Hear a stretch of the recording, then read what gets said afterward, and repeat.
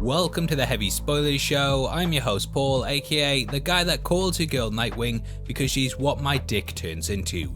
Dick Grayson, I mean by that. So yes, we're still a family friendly show. Now the Batman is just under a year away, but that doesn't mean that the marketing for the film isn't in full effect. We have a whole host of new promo images and posters that dropped today, which show off things like the Riddler, Batman, and a lot more. We're going to be breaking it all down in this video and pointing out some of the cool details in them, as well as giving our theories on what they mean for the film. Now if you enjoyed the video, then please smash the thumbs up button and make sure you subscribe for a sweet serving of justice every single day. With that out of the way, thank you for clicking this. Now let's get into our Batman image breakdown. Riddle me this. Which fun and friendly villain looks like an absolute psychopath now? Yes, it's the Riddler. I know we all had a bad 2020, but this guy has turned from a lovable clown into one of the most terrifying comic book villains ever made. When the trailer for the film first dropped, a lot of people were shocked to see that the Riddler was heavily based on descriptions of the Zodiac Killer, and we now have a brand new close-up of the character. I originally had a low-res version of this image sent to me a couple of weeks ago in black and white, and whether this has been colorized by a fan or not, I don't know, but it looks absolutely incredible. Warner Bros have been clamping down on leaks for a long time, hence why I didn't post anything about it, but I've been absolutely dying to talk to everyone about this image. Now I know from sources working on the film that this will be how the character looks for the majority of the movie. When the trailer first dropped, many theorized that he would be donning this for the start of the film. However, Reeves is trying to keep things as grounded as possible, so he won't be appearing in spandex or really changing from this from what I've been told. Fans also theorized that there was duct tape wrapped around his face, but this image clearly shows that he's wearing a mask, rather than being someone that would have to remove his eyebrows every time he took it off. I wonder who the Riddler is. Hey Batman, have you tried this guy? Haha, yeah.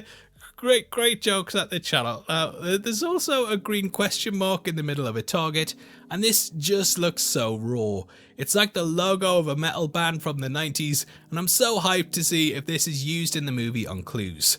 Now why I think it might not be is because there was also a post of what looks like a puzzle with the pieces placed slightly wrongly together. That's terrible grammar, but I am the world's greatest detective, and if you look closely mate, yeah, just look closely, and you might actually see that, yeah, these pieces all slot together to make a green question mark. See, that's why I'm the best breakdowns on the net. Now the text also reads to the Batman, "My life has been a cruel riddle." It's very puzzling and enigmatic, and I hope we get an origin story where the character is bit by a radioactive riddle. I'm really curious to know what this means, as there could be a number of things taken from it, but we do know that in the film he will be called Edward Nashton. In the comics we of course know that he's called Edward Nygma, so perhaps the character was an orphan and he's trying to find out who his real parents are.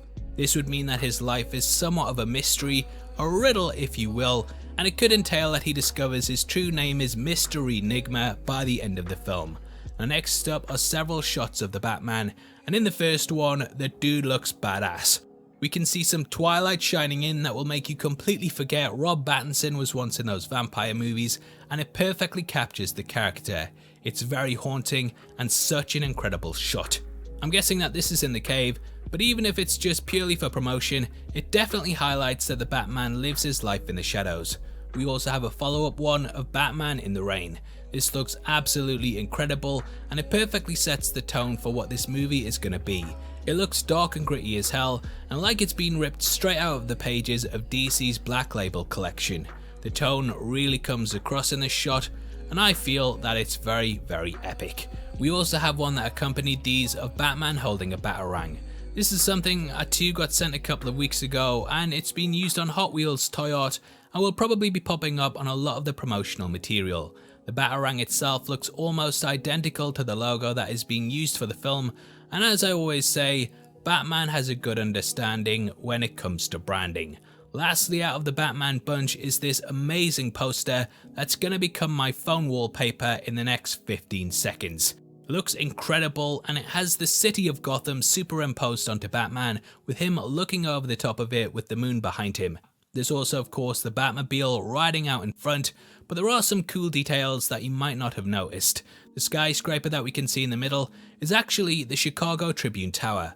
Why this is important is because recently we actually got some behind the scenes images of the new movie Flying Foxman who was jumping from it. However, viewers, look closely, that isn't actually Flying Foxman, it's really Batman, and I'm guessing that this is actually Wayne Tower and that the character will be using this as a base of operations to look over the city.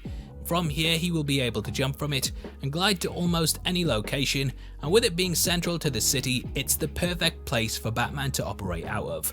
This is a really cool poster and I can't wait to hang it up in my room so I can impress all the girls that I always bring round. Now speaking of girls, next is the Catwoman, who we can see still wearing the balaclava mask with the little ears pointing out of it. Similar to the Riddler, I've been told that she will remain in this getup for the majority of the proceedings, and it'll only be later on in the movie that things really start to change. Now we do know that she is the daughter of mob boss Falcone, and in the comic that this is based upon, The Long Halloween, the character searches for the identity of her parents. She ends up coming face to face with the Batman in Falcone's penthouse, and the pair fight one another. This seems very similar to shots in the trailer, so I'm guessing that a similar plot will play out here with her being on the search for who her real dad is. However, the pair did appear together at the funeral, so maybe she already knows and is trying to bring her father down. This aesthetic has been seen in several Batman properties, such as the mystery of the Batwoman, so potentially they brought across the plot points from that for this movie. We also have quite a low res one of her on a bike, which we of course know Batman chases her on in the movie. Careful Bruce, looks like you're falling for her. You got your sucker. I want a side tangent. Someone actually said that this stuntman might have fallen on purpose, and this could be why Selina gets away. This shot might even be in the movie, and I might have been taking the mick out of it for the last year, when really the stuntman was meant to do it. So yeah, this is me apologising and holding accountability for myself. If the guy was actually meant to do this as part of his job, I'm sorry. Anyway, that's all the images that I think leave some clues towards the film. These actually come from the official Batman calendar, which contains several looks and posters for the film on its back. The reason I said that the Riddler one might be fan-made is because on this calendar we can still see that it's black and white, so shoutouts to whoever changed it, and if you know the artist, just tag them below and I'll try and add them to the description. Now I'm so hyped for this film, and it's now less than a year away, and I really can't wait.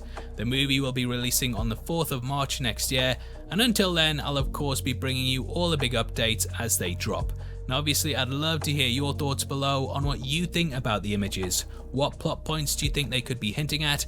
And yeah, just let me know exactly what your feelings are.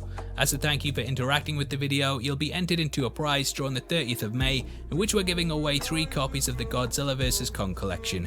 All you have to do to be on the chance of winning is like the video, make sure you subscribe with notifications on, and drop a comment below with your thoughts on the pictures. The winners of last month's competition are on screen right now, so if that's you, then message me on Twitter at Heavy Spoilers. If you want something else to watch, then make sure you check out our breakdown of Vote Loki, which will be linked on screen right now.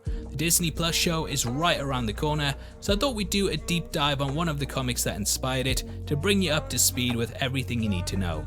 With that out of the way, thank you for sitting through the video. I've been Paul, I'll see you next time. Take care, peace.